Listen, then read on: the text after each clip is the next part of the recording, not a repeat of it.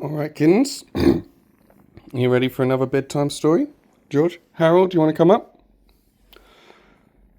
So today, I'm going to tell you the story of Sir Harold. Now, Sir Harold was a knight. I know what you're thinking.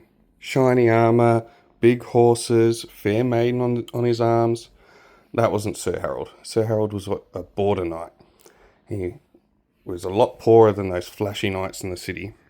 He had just enough noble blood in him that he was allowed to become a knight rather than being a common soldier.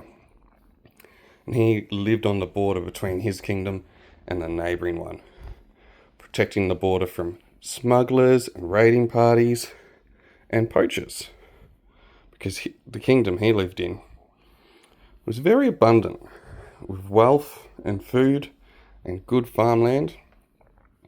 Now, his kingdom has a name. I can't pronounce it, but we're just going to call it the Blue Kingdom, because his king always wore robes of royal blue. And the neighbouring kingdom, who we'll call the Purple Kingdom, their king always wore deep purple robes. Now, the Purple Kingdom wasn't as lucky as the Blue Kingdom. They were more mountainous and rocky and didn't have as much fertile land as the Blue Kingdom. So they always tried to raid and steal all the resources from the Blue Kingdom. So that's where Sir Harold came in. He lived on the border and protected it. And he made a good living doing this. Yes, he did. While he was never going to be a flashy knight in the big cities, he had a good life and he was good at what he did and he was happy. Now, one day, the Purple King, frustrated that they couldn't invade the Blue Kingdom, found a wizard. And he made a deal. To this day, we don't know what deal he made. And the wizard snuck into the Blue Kingdom under the cover of darkness using his magic powers. Yeah. Got all the way to the castle and stole the king's only daughter. Now, it was common knowledge that the Blue King really struggled to conceive children and didn't have an heir. He just had one daughter, the princess. The princess was beloved by everyone. She had long golden hair and was kind and loving and wouldn't look down on anyone and would take a minute out of day to talk to the lowest commoner on the street. So under the cover of darkness, the wizard snuck into the castle and he put a spell on the princess, put her to sleep. He bundled her up and disappeared back over the border. Now, the king immediately, as soon as he figured out that she was gone, sprang into action and chased down the wizard. And they managed to capture him, but not before he'd handed off the princess to the Purple King.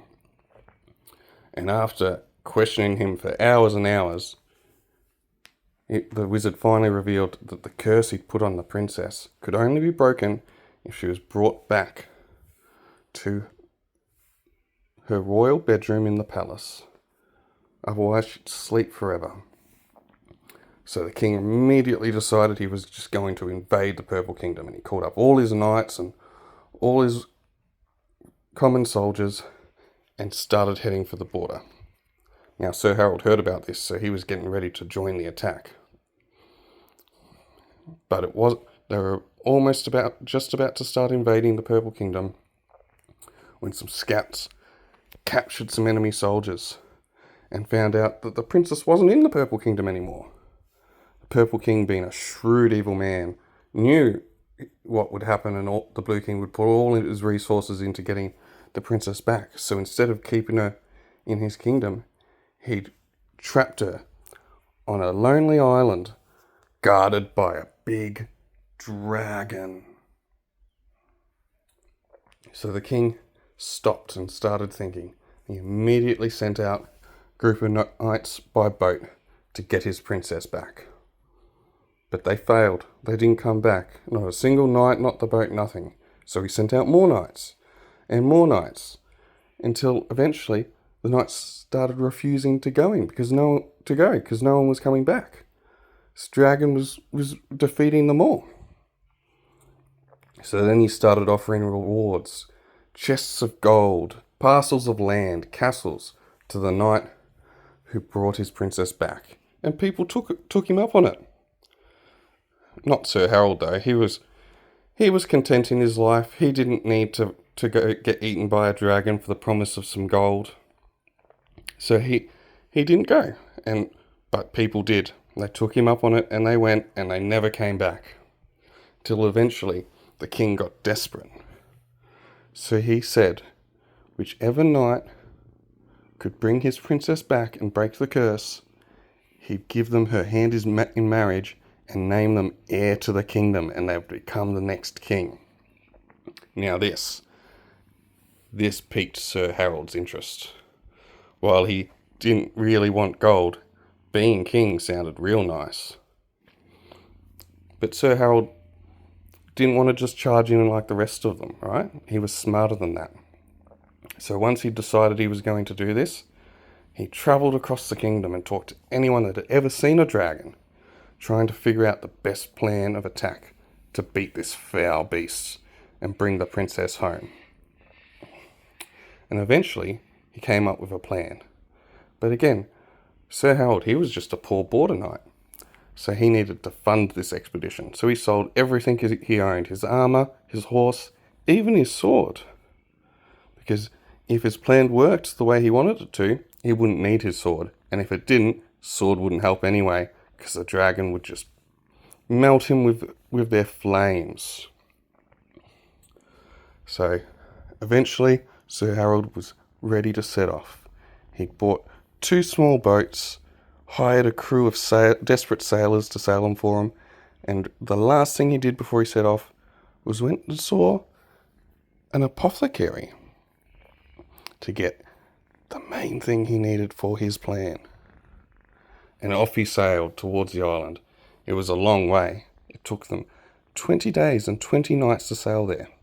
And eventually, they saw the small dot on the horizon of the island. He called the sailors to stop, set anchor, and wait. He waited for night to fall. Luckily, he timed it quite well, and there was a big full moon in the sky. And under the cover of darkness, they extinguished all the lights on the boat and under oars slowly slipped forward until they could see the island. And he sat there and he watched. And under the full moon, he could see the tower, he could see the rocky island and the hill to approach. And whether he imagined it or not, he thought he just saw a small glint of red scales around the base of the tower. The dragon. Now, Sir Harold had a plan, but this plan... Sorry, Astrid, you're right. Sir Harold had a plan. So they rowed back to a distance where they couldn't be spotted and waited. And he waited for the darkest night, no moon. And then, under the cover of darkness, they sailed out again. He left with both boats this time. Remember, he got 2. You're wondering, why did he get 2 boats? Well, on one boat, he just left a cow and a lantern. And just before they sailed away to a safe distance again, he fed the cow the bag of powder he'd gotten from the apothecary. And then they sailed back out to a safe distance with no lights on at all and watched the boat. And eventually they saw it, the dragon, running down the side of the hill and then slipped into the water and swam out to the boat. Sir Harold, he sat and he waited and he watched. Could this work? Could his plan actually work? And then the dragon ate the cow, sunk the boat, and swam back to the beach. The sun was just starting to rise in the sky as this happened. And he watched as the dragon slowly swam to the beach. It seemed to be slowing down as it got closer. And then eventually it stumbled onto the beach and fell into a deep slumber. Sir Harold jumped up and down. His plan had worked. Quickly he called for the sailors to get to the island now. And they put up the masts and fucking sailed into the beach and docked right next to the dragon. And he stood there looking at this red, giant beast of a thing. Though it looked a bit different than what had been described. Its wings were smaller. It didn't seem like it could fly very well. He stood there and he watched it for a minute or two. It was definitely asleep. It wasn't moving. But he didn't know for how long it would work. So they ran up the hill to the tower, and there was the princess. Sir Harold had done it, but they weren't out of danger yet. So they grabbed her and started taking her back to the boat. As Sir Harold looked around, he found gold and treasure and armour and swords of all the knights that had come before. And he couldn't leave that there, so he took that too. And he got back to the boat, the dragon still sleeping on the beach. Astrid, that's my face. He had the princess. He'd done it. He was going to be king. And just as they were putting the last trunk of treasure on the boat, the dragon started stirring. So they lifted anchor, set sail, and started sailing as fast as they could back to the kingdom.